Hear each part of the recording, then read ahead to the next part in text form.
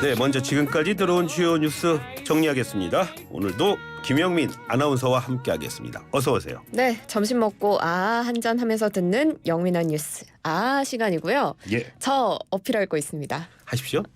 어제 저녁에 방울토마토 먹었습니다. 역시. 그래서 제가 김영민 아나운서 좋아하는 겁니다. 그렇군요. 예, 저도 오후 1시에 이렇게 방송을 진행을 하잖아요. 그래서 점심 먹을 시간이 따로 없어요. 그래서 집에서 뭐 건강식 비슷하게 이렇게 챙겨오는데 방울토마토 가져왔습니다. 통했네요. 자, 먼저요. 이번 한미 정상회담 지금 대통령 가 있죠? 네. 핵 우산 강화에 대한 별도의 성명이 발표된다고 하죠? 네, 그렇습니다. 예. 양국이 공식화했는데요. 백악관과 우리 대통령실 모두 현지 시간 24일에 한미가 26일로 예정된 정상회담에서 예. 한국에 대한 미국의 확장 억제 공약을 담은 별도의 공동성명 발표할 것을 공식화했습니다. 제이크 설리번 미 백악관 국가안보보좌관이 브리핑에서요.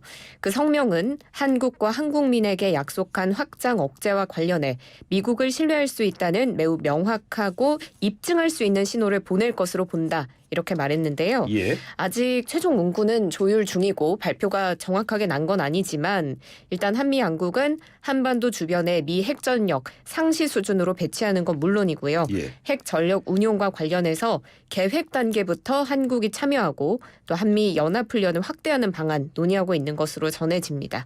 또 핵 운용 문제를 논의하는 한국 간 상설 협의체 구성 예. 논의 중이고요. 특히 북한이 한국에 대해서 핵 위협과 도발을 할 때는 미군의 핵전력을 이용해서 응징 보복하는 것을 분명히 하는 내용이 명문화될 걸로 전망이 되고 있습니다. 예.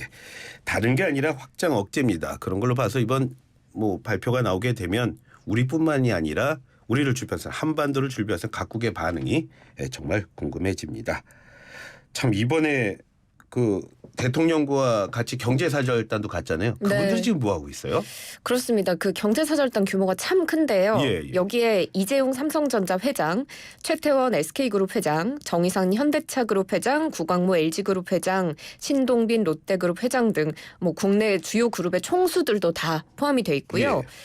국내 기업인 총 122명으로 꾸려졌습니다. 윤 대통령 국빈 방미에 이 경제사절단 동행했는데 예. 윤석열 정부 이후에 꾸려진 경제사절단 가운데는 최대 규모입니다. 이렇게 크게 꾸려졌다는 건 아무래도 경제 분야에서 우리 과제가 많다는 것으로도 해석을 해볼 수가 있겠죠. 그렇게 많으니까요. 네, 예. 먼저 반도체 같은 경우에는 미국이 보조금 지급 요건으로 영업 기밀 자료 제출 요구하고 있는 상황이고 예. 또 미국은 중국이 한국으로부터 반도체를 사들이려고 할 경우 이에 응하지 말 것도 요청한 것으로 지금 전해지고 있습니다. 또 반도체는 물론이고 자동차도 지금 보조금 지급 문제 제외 이런 부분에 직면을 해 있는 상황이라서요. 예. 경제사절단은 이런 피해들을 최소화하기 위해서 노력을 할 것으로 보이고 또 양국 간 다양한 경제 협력 방안 논의하기 위해서 많은 일정을 소화하게 됩니다. 방송 들어오기 전에 잠깐 그 외신을 좀 봤더니 사실은 이 내용이 더 탑에 올라가 있더라고요. 윤 대통령 방미 기간에 지금 조 바이든 대통령이 대선 출마를 선언할 것 같다 이런 얘기들이 있어요. 그렇죠. 윤 대통령이 지금 방미 중이고 그렇죠. 그런 가운데 이제 조 바이든 미 대통령이 이르면 25일에 2024년 대통령 선거 출마를 공식 선언할 가능성이 이제 확실한 건 아니지만 제기되고 있습니다. 왜냐하면 이 4월 25일이 4년 전에 바이든 대통령이 2020년 대선 출마 공식 선언한 날이기 때문인데요. 그렇군요. 공교롭게도 25일에 윤석열 대통령이 이제 바이든 대통령과 처음 만나는 날입니다. 이날 일정 중에는 윤 대통령 부부랑 바이든 대통령 부부가 워싱턴 DC에 있는 한국전쟁기념공원 헌화하는 일정이 또 잡혀있기도 하거든요. 예. 그래서 다양한 메시지들이 나올 텐데 이 방미와 바이든 대통령의 대선 출마 선언이 겹치는 게 우리 측에서는 좋은 거냐 나쁜 거냐 많은 전망이 있더라고요. 그래서 어떤 영향을 미칠지는 좀 더 지켜봐야 될 대목입니다. 광고 나갈 때 있지 않습니까? TV에 광고 나갈 때 그때 네. 그렇게 긴급 뉴스 들어오잖아요. 그게 광고하는 분들 광고주한테 좋을까요, 나쁠까요? 좋지 않을까요? 그거랑 비슷할 겁니다. 또 이렇게 퀴즈를 내주시네요. 자, 다음 보니까요. 지금 미국에 도착한 윤석열 대통령 가장 처음 만난 사람이 그 넷플릭스 CEO였어요. 네, 그렇습니다. 현지 시각 24일 워싱턴 DC에 있는 영빈관 블레어 하우스에서 예. 이제 서렌도스 넷플릭스 CEO 접견했는데요. 예. 접견 후에 공동 발표를 통해서 투자 방침을 발표했습니다. 예. 서렌도스 CEO가 오늘 윤석열 대통령 뵙게 돼서 정말 영광이라면서 넷플릭스가 이번에 25억 달러, 그러니까 우리 돈으로 약 3조 3천억 원을 한국에 투자하기로 했다, 이렇게 밝힌 겁니다. 예. 그러면서 이 금액은 저희가 한국에 진출한 2016년부터 작년까지 투자한 총 금액의 2배에 달하는 액수다라고 덧붙였는데요. 예. 윤석열 대통령도 이번 투자는 대한민국 콘텐츠 산업과 창작자, 넷플릭스 모두에게 큰 기회가 될 것이다 라면서 넷플릭스의 파격적인 투자 결정 진심으로 환영한다, 이렇게 화답했습니다. 어제 대통령 일정 쭉 정리해서 주셨잖아요. 그런데 그 넷플릭스 CEO 만난다는 얘기는 없었던 것 같은데 그렇지 않나요? 그렇습니다. 깜짝 일정이었고요. 깜짝 일정이었군요. 네, 사전에 공지가 안 된 일정이었습니다. 예. 당초에는 이날 저녁에 워싱턴 DC 시내의 한 호텔에서 열리는 동포 간담회가 일정으로 알려져 있었는데요. 예, 예. 이번 접견에 대해서 대통령실이 평가한 내용을 제가 가져와 봤습니다.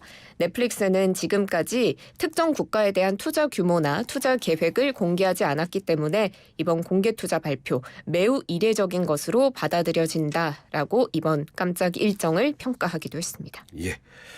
자, 대통령이 워싱턴 포스트랑 인터뷰를 했는데 그걸 가지고 또 말이 많더라고요. 어떤 내용이었죠? 내용부터 설명해 주시죠. 네, 뭐 다양한 내용이 있지만 그 중에서도 일본에 대해서 언급한 것이 지금 많은 논란을 낳고 있습니다. 예.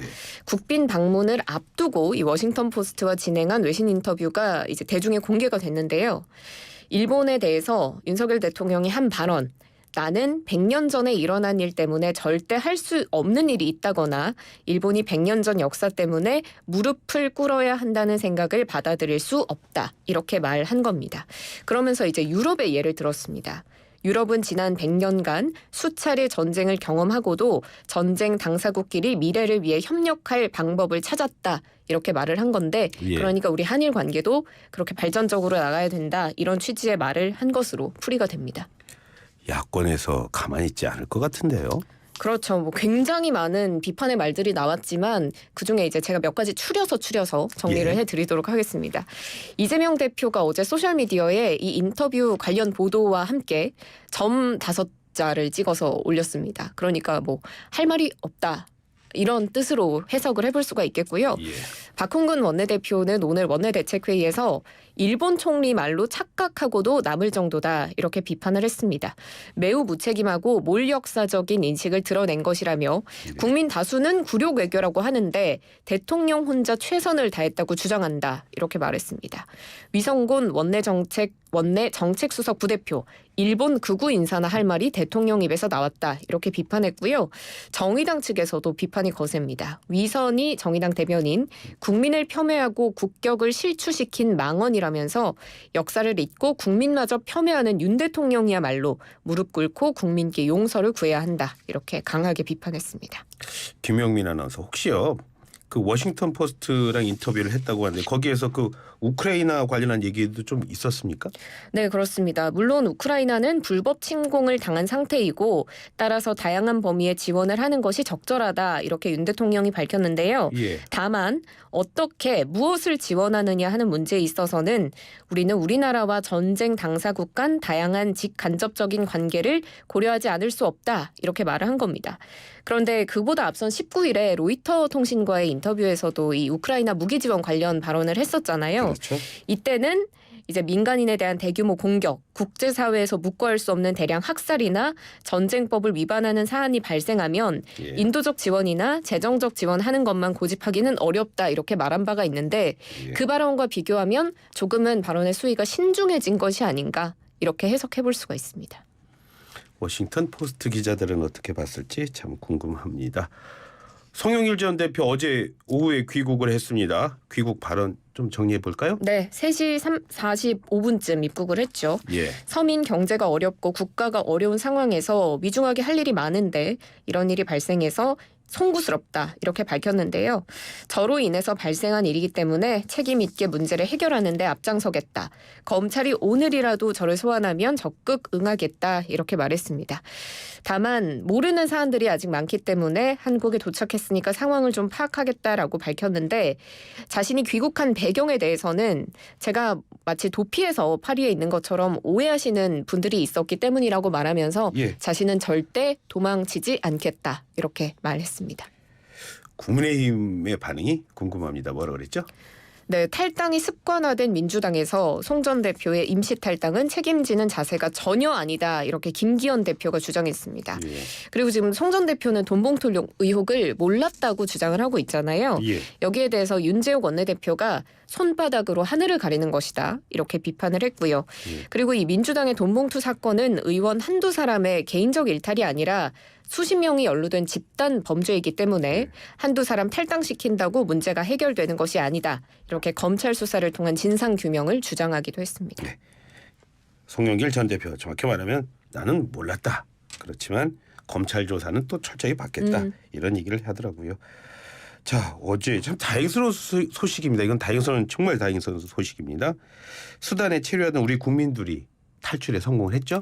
네, 수단 내에서 군벌 간의 무력 충돌로 우리 교민 28명 고립됐었는데요. 예. 우리 공군의 KC-330 시그너스 다목적 공중급유기 편으로 귀국 중입니다. 예정대로라면 오늘 오후 4시쯤에 서울공항에 도착할 걸로 보이고요. 예. 원래 당초 28명의 교민 가운데 2명이 잔류 의사를 밝혔다가 마지막에 마음을 바꿔서 28명 모두 귀국길에 올랐습니다.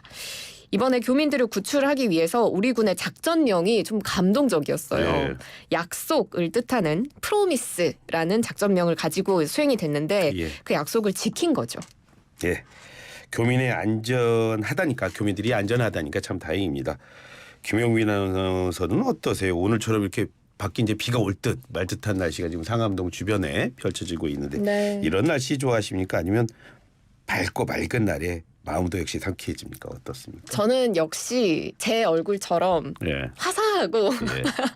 쨍쨍한 예. 그런 따뜻한 날을 좋아하거든요. 예. 그래서 오늘은 오는데 비가 한두 방울씩 내리더라고요. 예. 너무 춥고 좀 우울한 예. 아침이었습니다. 할 저도- 말을 잃으신 것 같아요. 아니 저도 괜히 질문했나 이렇게 후회할 때가 있군요. 예, 지금까지 김영민 아나운서와 함께했습니다. 고맙습니다. 고맙습니다.